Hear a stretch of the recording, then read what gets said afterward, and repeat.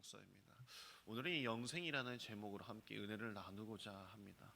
여기서 어떤 부자 관리가 예수님을 찾아와서 나는 영생을 얻을 수 있는 사람입니까? 라고 질문을 하는 부분입니다. 문맥상 보면 이 부자 관리가 영생을 얻기 위해서 내가 무엇을 해야 하는지를 물었지만 예수님 앞에는 자신이 답을 정해놓고 찾아온 것이나 다름없는 것 같습니다. 나는 내 영생을 위해서 이만큼 어떤 것을 차근차근 어렸을 때부터 해왔는데 이 정도로 했으면 충분히 영생을 받을 만하죠 라는 의미를 뒤에 깔고 주님을 찾아왔던 것입니다. 그 질문과 함께 이 부자 관리는 그렇다, 너는 영생을 받을 만 사람이구나 라고 답을 들을 줄 알고 그는 찾아왔지만 그렇지 못한 대답으로 인해서 아주 혼란스러운 이 부자 관리의 얼굴을 떠올릴 수 있습니다. 예수님께서는 그 부자 관리의 이 질문에 대해서 이렇게 처음 답하십니다. 그대가 다 알지 않소? 계명을 다 알지 않소? 라는 대답과 함께 예수님은 그런 질문에 대해서 왜 이렇게 답을 하셨을까요? 왜 계명을 다 지킨 걸 알면서 왜 왔느냐라고 하셨을까요? 관리는 이렇게 대답합니다. 그럼요, 다 지켰죠. 제가 어렸을 때부터 이것은 저것은 다 지켰습니다. 내가 어렸어라는 말에서 관리의 확신을 느낄 수 있습니다. 가만 생각해 보면요, 그 유대 사회에서도 계명을 지키고 싶지 않은 사람이 어디 있었겠습니까? 그 계명으로 보면은 십계명이라고 우리는 기본적으로 알고 있어요. 근데 유대인들의 그 성경을 들여다보면요, 우리가 보는 성경하고 유대인들이 가지고 있는 율법의 조항수가 아주 많이 다릅니다. 우리가 아는 것은 기껏 해봐야 10가지가 기본적인 거고 신명기 레위기에 나와 있는 그 율법들이 대부분인데 유대인들이 가지고 있는 조항들은 600가지나 됩니다. 600가지. 뭐 예를 들어서 뭐 토요일에는 안식일로서 아무것도 하지 않으면 된다, 하지 말아라라는 것인데 거기에 아주 세부적인 것 다 나와 있어요. 밥도 지으면 안 돼요. 여러 가지가 있겠죠. 세부적인 것이 600가지나 되는 것입니다. 그러니 사람이 그거 살 수 있겠습니까? 뭐 그 귀찮아서 못 한다는 것이 아니라 일상생활을 해야 되는데 그 율법들 다 지키고 어떻게 살아요? 가능한 사람들이 있어요. 부자들은 가능합니다. 내가 하인들 부려가지고 내가 율법 다 지키고 살면은 하나님 율법 다 지키고 살 수 있는 환경에 살 수 있는 것이죠. 뭐 유대인들은 호텔에만 가도 그 층마다 쓰는 그런 엘리베이터를 전용으로 쓰고 있어요. 왜 그럴까요? 안식일에는 자기가 버튼만 하나 눌러도 안 되니까, 그냥 그거 누르기 싫어서 율법적으로 안 되니까 그냥 그 호텔에 들어가서 밥도 다 해주죠. 클린도 다 해주죠. 엘리베이터도 다 층마다 쓰니까 아무것도 할 필요가 없는 겁니다. 그게 유대인들이 사는 법이에요. 호텔 들어오는 사람이 뭐 일용직 그런 사람들이 들어올까요? 그렇지 않죠. 돈 있는 사람들이 호텔에 들어와서 안식일을 보내는 겁니다.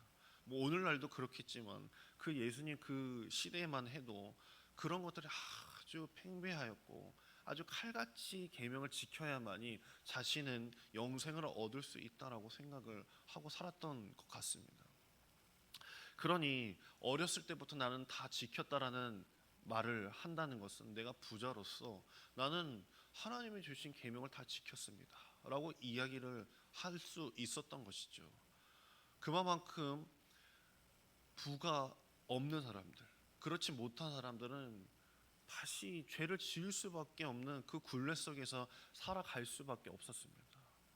재물은 드렸는데 안식일에 자신이 일을 해야만 하는 사람이라면, 입에 풀칠하고 사는 사람이라면 또 죄를 지을 수밖에 없는 거예요.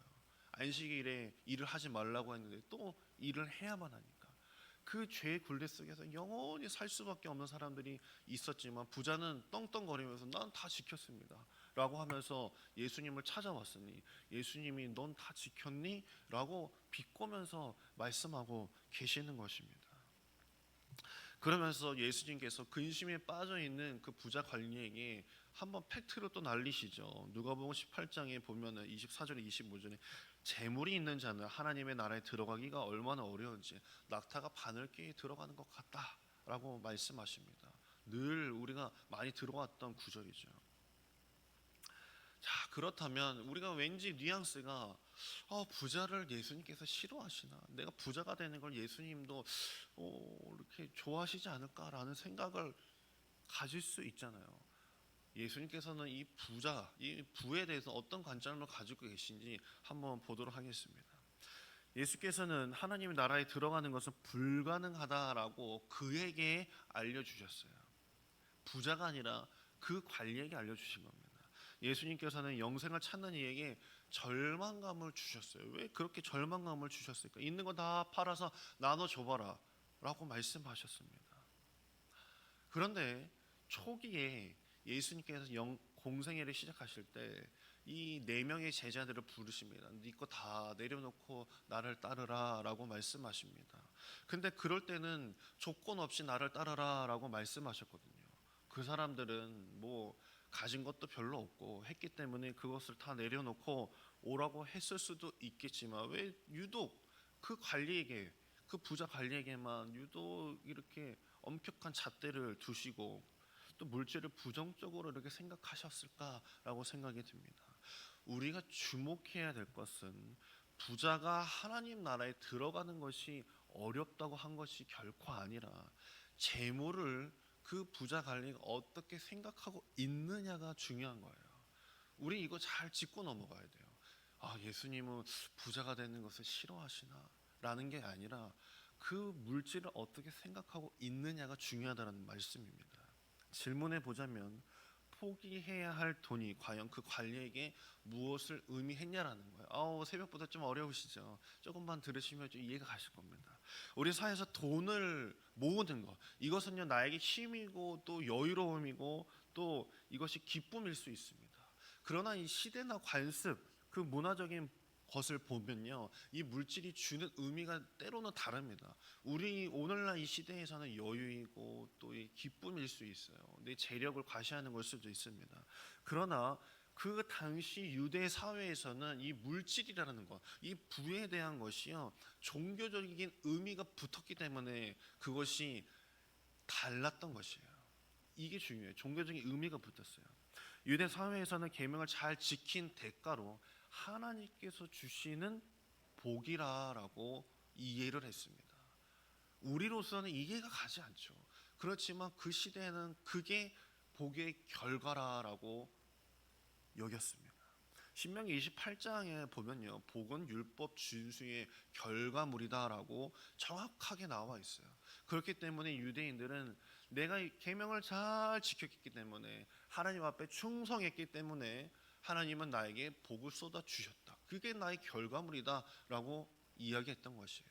한 예로 제자들과 함께 예수님이 공생의 사역을 하셨을 때도 저기 안진뱅이가 있었을 때, 눈먼 자들이 있었을 때 간혹 이런 이야기를 제자들이 합니다. 저 자는 무슨 죄를 졌길래 저렇게 삽니까?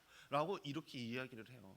그것만 보아도 제자들이 그렇게 이야기한 것만 보아도 그 당시의 그 관습과 그 가치, 그 인식 자체가 하나님께 복을 받지 못하고 육신의 질병이나 가난하게 사는 사람들, 과부 그런 사람들에게 어떤 프레임을 씌웠냐면 저 사람들은 계명을 잘 지키지 못했고 하나님 말씀에 순종하지 못했기 때문에 그렇게 산다라고 그런 프레임을 씌워버린 거예요.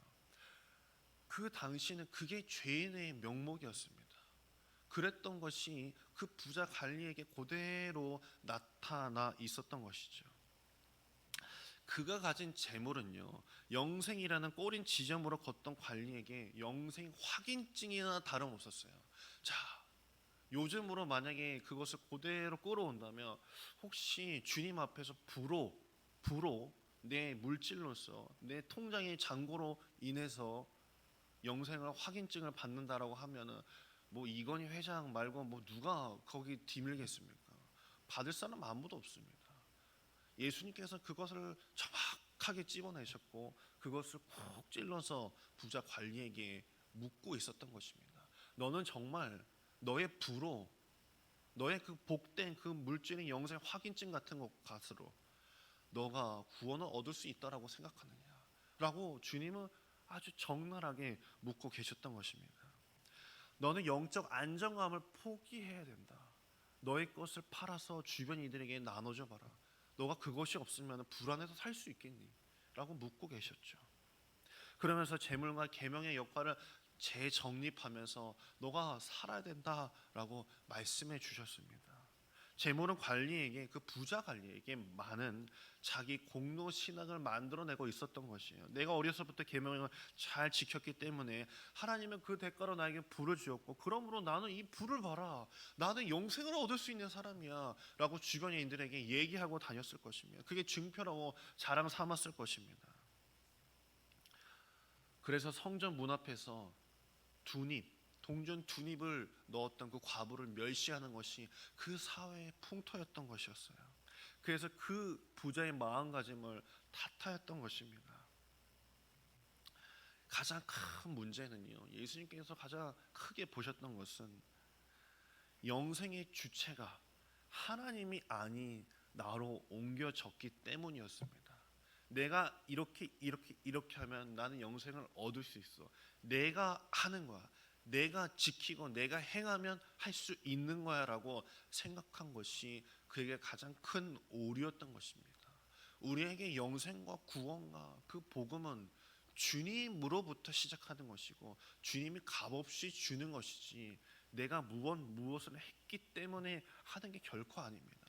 오늘 현 시대에서도 내가 주님 앞에 충성하고 물질적으로 헌신하는 것은 주님의 은혜가 감사했기 때문에 아낌없이 드리는 것이지, 내가 이만큼 축적하고 돈을 쌓았기 때문에 무슨 사랑의 날로 데피듯이 그렇게 쌓았기 때문에 나에게 영생이 주어지는 것이 아니라 주님의 값없는 은혜, 주님께서 이 땅에 오신 것을 믿고 의지하고 그것을 믿음으로 받아들였을 때 나에게 영생이 온다는 사실을 기억하는 여러분에게 간절히 소망합니다.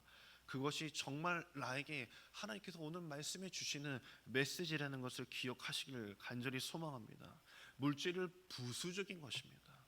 구원은 오직 예수 그리스도만이 주시는 것을 믿으시고, 율법을 완성해 가는 것은 내 공로가 아니라 주님의 그 이름이라는 것을 기억하시면서 주님의 은혜에 감사하기 때문에 내가 주님 앞에 복된 헌금을 드리는 것이고, 또한 주님께서 그 마음을 보시고 더 큰 은혜를 물질로서든 건강으로서든 부어주신다는 것을 기억하시면서 오직 주의 공로를 바라보며 기도하는 여러분에게 간절히 소망합니다. 기도하겠습니다.